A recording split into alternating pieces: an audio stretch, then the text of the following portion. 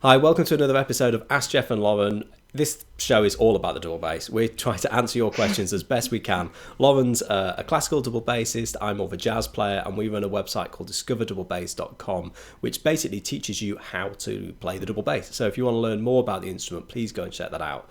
And today we have a question about how to study in college and what topic to do. Should you be majoring in jazz? Should you be majoring in classical? So let's have a look at this. The question's from Eric. Hey guys, I love the videos. I've got to start applying for colleges soon, and I know I want to pursue double bass performance. It's a great thing to hear. I love both jazz and classical, yet I'm torn between which one I want to major in.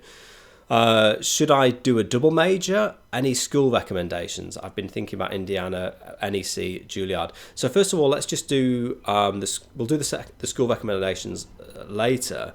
But in terms of let's just give an outline about what we did. I did a jazz undergrad degree, and then I did a postgraduate diploma for 2 years doing classical performance. And in a way, it was a funny way around because most people that I've met have done the classical stuff first and then sort of transitioned into jazz. There wasn't many people that I've met that have done the jazz stuff first and then, because I started on bass guitar, moved across to double bass, and then ended up doing some orchestral stuff. And really, one of my motivations for doing the classical music was because I love playing it, and it's a completely different experience, and it was an amazing thing. But also because I wanted to learn more about the instrument, and I just loved the whole experience. But the benefit that it had for my jazz playing was huge. So in a weird way, learning classical music helped me learn jazz, and that's one of the things that's been going through my mind as we've been outlining this. And so, how about you, Lauren? You did a classical major, I guess. Yeah. I went to the University of South Carolina, majored in classical performance, and then went to University of North Texas for a year. And did classical as well. With Craig Butterfield teaching there, was that right? Craig at USC and Jeff Raditich at UNT, who are both fantastic. It's a good couple of teachers there. Is that where you learned your superhuman skills, Lauren? Picked up a couple things from them. Yeah, I bet you did. They were fantastic, and Craig is also a fantastic jazz and bluegrass musician as well as and composer, annoyingly as well. He's one of those annoying people that does everything. So, what I did was I did classical, and about halfway through my time at USC, Craig was like, "Why don't you try jazz?" And I was like, "All right."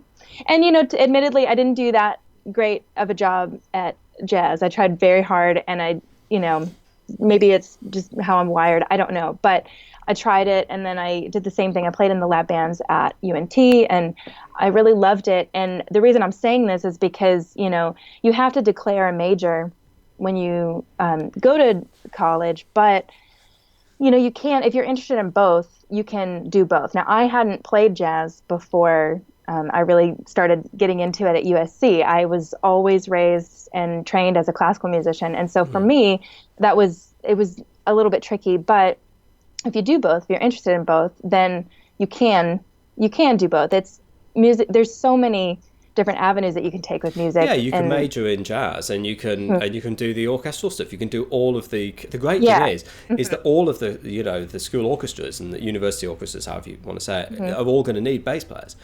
So you won't, if you're keen, and that you will always have these opportunities. And I know people that have done it both ways. And you just have to talk to your teacher, because if you are majoring in jazz, most schools, I could be wrong about this, but most schools that I've heard of will require their jazz students to take classical lessons. Weirdly, it's not the other way around, but that's a whole other thing. It's always been, at least what I've seen, is that the jazz students have to take a certain number of years of classical lessons. Now, your professor at your school might do both, like Craig did. He taught jazz and classical because that's what he does. And so if you just talk to your teacher, then they can help you, be more well-rounded. Just because you didn't major in classical or you didn't major in jazz doesn't mean that you can't do one or the other. When you get out into the gigging world, it's really just about getting your foot in the door and then building up that that experience, you know? Absolutely. And I think obviously it's like if you see yourself as a professional jazz player, or if you really have a clear pathway to becoming an orchestral player, then it would absolutely make sense to do an orchestral major. I mean, absolutely. I really think this. Yeah. But I guess, so really this is a very personal question you're asking us, Eric, and we don't really have an answer. But what we are saying, I think, is that there are huge benefits of studying both, and that I think that you should bear in mind that there are lots of different ways that you can cut the cake, and you should be absolutely maintaining an interest in both, and both will help each other. There's huge growth that you can have from as a jazz player from learning classical, and vice versa. So and some people, like I said, do both. Not everyone can, but some people do both just beautifully. There's a guy here that I was talking to you about earlier, a guy named Ben Hanlon that plays in the Melbourne Symphony that I believe went to Colburn. He studied with Paul Ellison, but he plays in the Melbourne Symphony, so obviously he's got the classical side pretty good. Yeah. But the first time I ever saw him was at a jazz club, and he's a great jazz musician. And so, he's an example of, doing both, because that's what he's interested in, and he's really good at it. So again, you don't have to choose. You can do a little bit of both depending on, where you go and who you study with. Well, listen, Eric, let us know what your thoughts are. Let us know what you decide. It'd be great to hear more about your playing and what you've been up to. And, of course, if you're watching this, please jump in the comments and let us know what you did. It's one of those things that I think is always really hard for double bass players to know how to balance, all of these demands. And I once spoke to a drummer who said, "Oh, I don't envy you," because this guy was like a jazz drummer, and he was like, "It's like somebody asking me to turn up and play timpani in an orchestral gig. The jump is so huge, and as a bass player, it's kind of like, oh yeah, can you just like bring some electric bass on and then can you do this, orchestral thing as well?" I've had that so many times. I've had that so many times, as recently as like a few weeks ago, where I've had people that will say, "Oh, well, can't you just like play like a walking bass line on this? Like, can't we just do a jazz tune as well?" And it's like, you probably don't want me to fill that role, And so people see bass player, and they just kind of, even musicians that have experience with bass players of all walks of life,